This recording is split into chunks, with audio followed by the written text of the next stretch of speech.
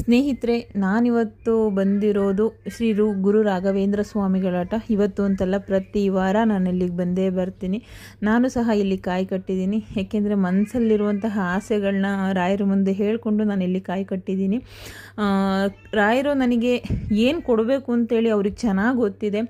ಹಾಗಾಗಿ ನಾನು ಕೇಳಿದ್ಕಿಂತ ಒಂದು ಪಟ್ಟು ಚೆನ್ನಾಗಿರೋದನ್ನೇ ನನ್ನ ಜೀವನದಲ್ಲಿ ಕೊಟ್ಟಿದ್ದಾರೆ. ಹಾಗಾಗಿ ಅದೇನು ಅಂತೇಳಿ ಮುಂದಿನ ದಿನಗಳಲ್ಲಿ ಇನ್ನೇನದು ಸ್ವಲ್ಪ ನೆರವೇರೋ ಟೈಮ್ ಬರ್ತಾ ಇದೆ. ಬಂದಮೇಲೆ ನಾನು ನಿಮಗೆ ತಿಳಿಸ್ಕೊಡ್ತೀನಿ. ಬಟ್ ಇವತ್ತು ನನಗೆ ತುಂಬಾ ಖುಷಿ ಆಯಿತು. ಇವತ್ತು ಅಂತಲ್ಲ, ಪ್ರತಿ ವಾರ ಬರ್ತೀನಿ. ಪ್ರತಿ ಗುರುವಾರ ನಾನು ತಪ್ಪದೆ ರಾಯರ ಮಠಕ್ಕೆ ಹೋಗ್ತೀನಿ. ನಮ್ಮನೆ ಹತ್ರದಲ್ಲಿ ಎಲ್ಲಿದೆಯೋ ರಾಯರ ಮಠಕ್ಕೆ ಹೋಗ್ತೀನಿ. ನನಗೆ ಅವಾಗಲೇ ಸಮಾಧಾನ ಆಗೋದು. ಒಂದು ಖುಷಿ ವಿಚಾರ ಏನಪ್ಪ ಅಂತಂದರೆ, ರಾಯರ ಮಠಕ್ಕೆ ಕಾಲಿಟ್ಟ ತಕ್ಷಣ ನಮಗೇನು ಪ್ರಾಬ್ಲಮ್ಸ್ ಇದೆಯೋ ಅದೆಲ್ಲ ಸಹ ಮಾಯವಾಗೋಗ್ಬಿಡುತ್ತೆ. ರಾಯರಲ್ಲಿಗೆ ನೀವು ಪ್ರಾಬ್ಲಮ್ಸ್ ಏನೂ ಇಲ್ಲ ಅನ್ನೋ ಥರ ಅಲ್ಲಿ ಮನಸ್ಸಿಗೆ ನೆಮ್ಮದಿನ ಕೊಡ್ತಾರೆ. ನಿಮಗೂ ಸಹ ಅದೇ ಅನುಭವ ಆಗಿದೆ ಅಂತ ಅಂದ್ಕೊತೀನಿ. ಇನ್ನೊಂದು ಖುಷಿ ವಿಚಾರ ಏನಪ್ಪ ಅಂದರೆ, ಪ್ರತಿದಿನ ನಾವೇನಾದರೂ ನೆನಪು ಮಾಡ್ಕೊತಾ ಇದ್ದಾಗ ರಾಯರು ನಮಗೆ ದರ್ಶನ ಕೊಡ್ತಾರೆ. ಯಾವ ರೂಪದಲ್ಲಿ ಅಂತ ಗೊತ್ತಿಲ್ಲ.